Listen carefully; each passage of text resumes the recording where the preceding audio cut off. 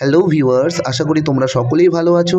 আজকে আমি উচ্চ মাধ্যমিকের চতুর্থ সেমিস্টারের ভূগোল বিষয়ে লাস্ট মিনিট ফাইনাল সাজেশন নিয়ে তোমাদের সামনে উপস্থিত হয়েছি। তো তোমরা যারা সারা বছর ভূগোলে একটু দুর্বল ছিলে বা একটু পড়াশোনা করোনি, বা যারা ভালোভাবে পড়াশোনা করেছো, তারা তোমরা সকলেই কিন্তু এই ভিডিওটা ভালো করে দেখে যাও। এই ভিডিওর যে প্রশ্নগুলো আজকে তোমাদের সামনে আমি তুলে ধরবো, এই প্রশ্নগুলো থেকেই কিন্তু তোমাদের পরীক্ষায় উচ্চ মাধ্যমিক পরীক্ষায় প্রশ্ন থাকবে। তো আজকের আমার সাজেশনটা শুধুমাত্র 5 নম্বরের ওপর থেকেই। প্রথম প্রশ্ন তোমরা দেখে নাও, সমুদ্রবক্ষের বিস্তৃতির সাপেক্ষে 5টি প্রমাণ দাও। এটা খুবই গুরুত্বপূর্ণ প্রশ্ন এবছরের জন্য। নেক্সট দেখো, অভিসারী ও প্রতিসারী পাতসীমানায় গঠিত ভূমিরূপগুলির চিত্রসহ আলোচনা করো।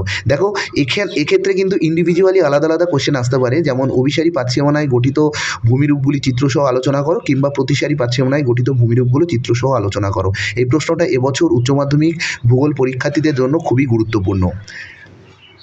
নেক্সট দেখো, সমুদ্র তরঙ্গে সঞ্চয় কার্যের ফলে সৃষ্ট 5টি ভূমিরূপ চিত্রসহ আলোচনা করো। এই প্রশ্নটাও তোমরা একটু দেখে রাখবে। নেক্সট দেখো, ডেভিসের স্বাভাবিক ক্ষয়চক্রের বিভিন্ন পর্যায়ের বৈশিষ্ট্যগুলি লেখো। দেখো, এই প্রশ্নটা খুবই ইম্পর্টেন্ট প্রশ্ন এবছর উচ্চ মাধ্যমিক পরীক্ষার জন্য।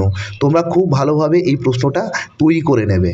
এক্ষেত্রে তোমাদের ডেভিসের স্বাভাবিক ক্ষয়চক্রে যৌবন অবস্থার বৈশিষ্ট্য লেখো আসতে পারে, কিংবা পরিণত অবস্থার বৈশিষ্ট্য লেখো আসতে পারে, কিংবা বার্ধক্য অবস্থার বৈশিষ্ট্য আসতে পারে, কিংবা 3টে পর্যায়ের বৈশিষ্ট্য কিন্তু একসাথে আসতে পারে। ওকে, তো এই প্রশ্নটা তোমরা খুব ভালোভাবে বাড়িতে রেডি করবে। নেক্সট দেখো, নদীর পুনর্যৌবন লাভের ফলে সৃষ্ট ভূমিরূপগুলি চিত্রসহ আলোচনা করো। এটাও কিন্তু এবছর উচ্চ মাধ্যমিক পরীক্ষার জন্য খুবই ইম্পর্টেন্ট প্রশ্ন হতে চলেছে। তো তোমরা এই প্রশ্নটাও খুব ভালোভাবে তৈরি করবে, রেডি করবে, এবং তোমরা কমপক্ষে 5টা ভূমিরূপ খুব ভালোভাবে তৈরি করবে। আচ্ছা, নেক্সট দেখো, ক্রান্তীয় ঘূর্ণিঝড়ের উৎপত্তি ব্যাখ্যা করো। এই প্রশ্নটা তোমরা খুব ভালোভাবে দেখে যাবে। ক্রান্তীয় ঘূর্ণিঝড়ের উৎপত্তি, জীবনচক্র তোমরা খুব ভালোভাবে পড়ে রাখবে। আচ্ছা, নেক্সট দেখো, জলবায়ুর পরিবর্তনের প্রমাণগুলি আলোচনা করো। তোমরা এই প্রশ্নটা খুব ভালোভাবে পড়বে, জলবায়ু পরিবর্তনের প্রমাণগুলি। ওকে, আচ্ছা, নেক্সট দেখো, জীববৈচিত্র্য বিনাশের কারণগুলি আলোচনা করো। দেখো, জীববৈচিত্র্য বিনাশের কারণগুলো কী কী, 5টা কারণ খুব ভালোভাবে পড়ে যাবে। তোমরা পরীক্ষায় যদি 5টা কারণ না চাই, তোমরা 5টা কারণের বেশি, অর্থাৎ একটা এক্সট্রা কারণ দিতে পারো। আচ্ছা, নেক্সট দেখো, পৃথিবীব্যাপী সমুদ্র স্রোত সৃষ্টির 5টি কারণ আলোচনা করো।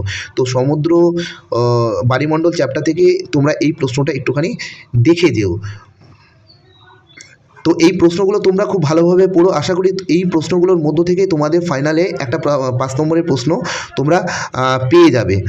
সবথেকে গুরুত্বপূর্ণ, অভিসারী ও প্রতিসারী পাতসীমানায় সৃষ্ট ভূমিরূপগুলি, ডেভিসের স্বাভাবিক ক্ষয়চক্রের বিভিন্ন পর্যায়ের বৈশিষ্ট্যগুলি লেখো, এবং নদীর পুনর্যৌবন লাভের ফলে ভূমিরূপগুলি আলোচনা করো। এই 3টে প্রশ্ন খুবই গুরুত্বপূর্ণ।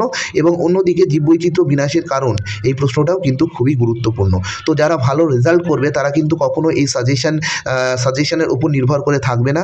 তোমরা সারা বইটা খুব ভালোভাবে পড়বে, খুব ভালোভাবে প্রিপারেশান নেবে, দেখবে খুব ভালো রেজাল্ট করতে পারবে।